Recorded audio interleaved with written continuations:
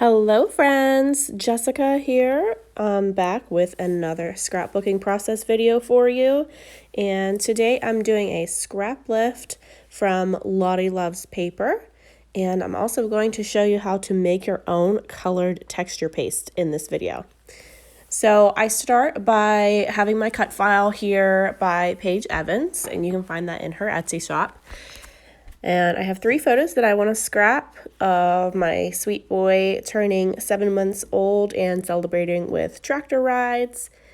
So I have all 3 of them cut out, and I cut them basically into squares. They're not perfect squares, but I couldn't crop them down any smaller than that. So they're not perfect, but I'll work with that.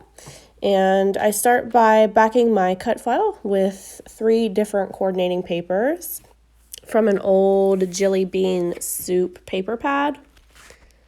And it's a really summery one, but I believe it's probably discontinued by now. I've been doing some stash busting, trying to get rid of some old items that I have here, just trying to clean out.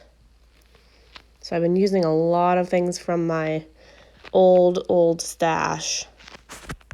And I'm going to speed this up a little bit because I don't think that you need to see me backing the entire cut file. I think probably most of you know how to do that. If not, there's videos on how to back cut files and different ways of how you can do it.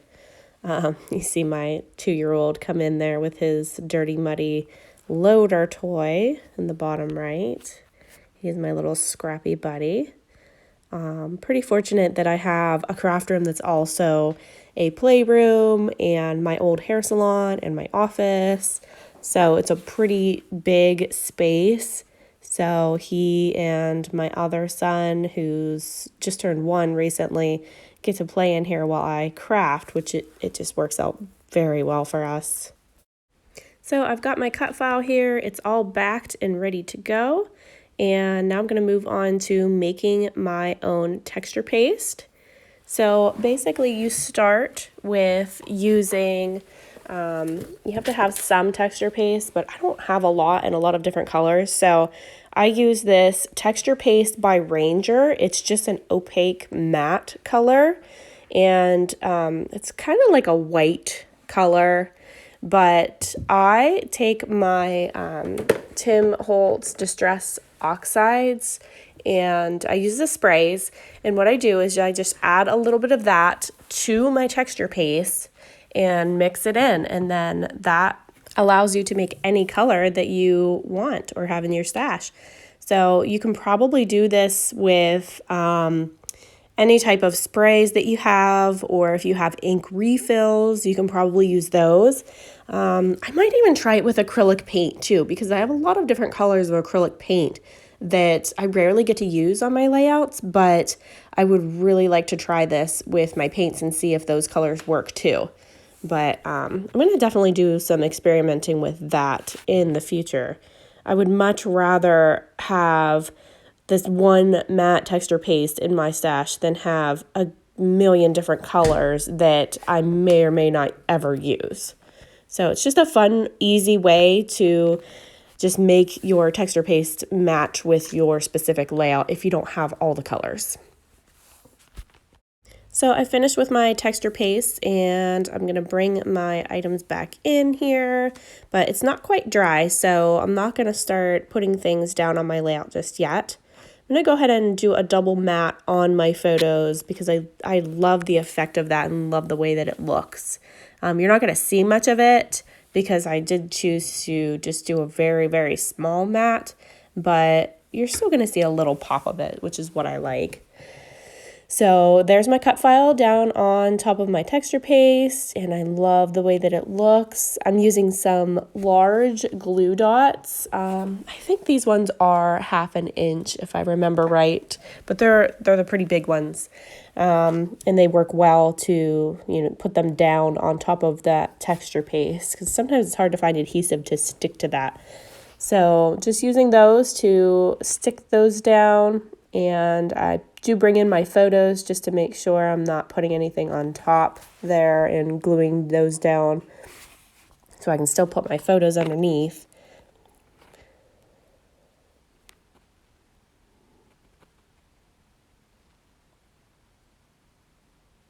Just flipping through some embellishments here to see what I want to use and see what works, trying to find the ones that match. Again, doing some stash busting with some old items here in my embellishments. And I think I go grab some more and pull them in at some point here. Ooh, washi tape. Who doesn't love a good washi tape? I have so much washi tape in my stash that I love any opportunity that I can get this stuff out. But here's a good way to use up some of your washi tapes. This particular sketch challenge has some stitching here, but I didn't really want to do any stitching because I didn't want to mess up my texture paste or, I didn't really feel like getting out my sewing machine. I really only have a couple colors of thread, so I didn't really feel like doing that and having to wind a bobbin just for a specific color of orange to use maybe one time. So I went ahead and used my washi tapes as my stitching, and I love how it turned out there. And then I'd go in and add some of my embellishments. I did pull in some cute farm frames and tags, and I'm going to just put those behind my photos. I really wish that I would have cut out the parts that I didn't use because, as you can see, I only use about half of it. I could have cut those and used the other half in another layout at a later time, and I often do that, but I just was being a little bit lazy and didn't feel like cutting them up, so there they are. Just going through the rest of my embellishments here, using up some of those. That's an old collection there, but I really like the colors, but I'm finding it hard to get it to match specific layouts. So this one was perfect with the oranges.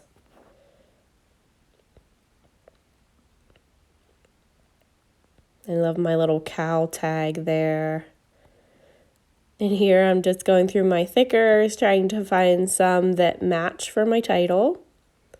I'm going to put Tractor Rides with Mama, which is a long title for me. I don't usually put that long of a title, but I didn't want to just say Tractor Rides because I wanted it to specifically say with Mama. I'm celebrating him turning 7 months, taking him on his first or second tractor ride here, and I wanted him to be able to look back and see that his mama knows how to drive a tractor and is able to take him. So I'm just going in here and putting my title, Tractor Rides. These are some newer thickers that I just got, and I really like the color of them. They're a really nice glittery gold. So I feel like I'll be able to use them a lot. I might have to stock up. And my white ones, as you can see, I use these so much. I had to buy a second pack of these, and I'm actually out of tees.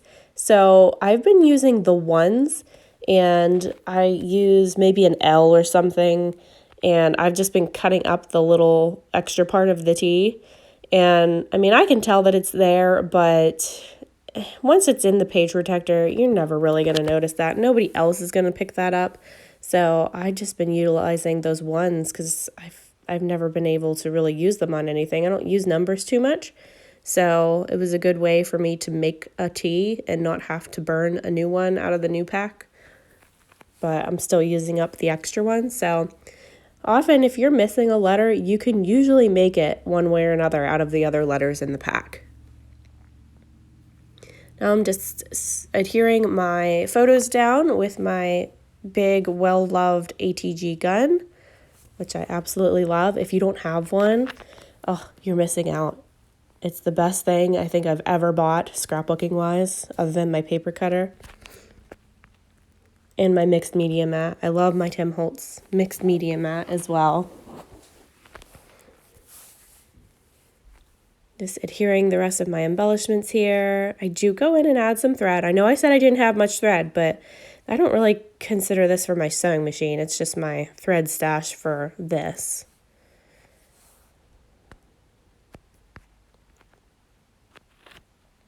I'm going to go in and add that, scrunch it up, just kind of tuck it behind my photos in different places. get it to where I like it. I have this little orange tag that I absolutely love, but I'm just not sure where to put him yet, so I mess around with the embellishments. And here I'm adding some foxes because he does have a fox hat on that his Grammy made for him. So I'm just adding those little foxes in. And this puffy little embellishment there. I tried to pick out anything with hearts just to go with the Cutfile. And those orange hearts there are really old as well. And I've had those for a long time, so I want to try to use them on this layout somewhere.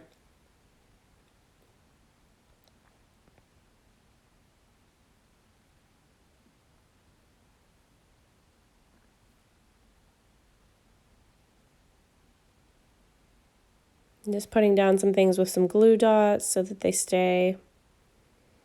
A lot of times for my stickers and things, I add extra adhesive to the back because I found with my older scrapbooks, some of the stickers don't stay on the pages and they're falling out. So I've been adding extra to them. So I kind of go by never trust a sticker because they don't always stick for very long. So I usually back them with some glue dots or some tape from my tape runner.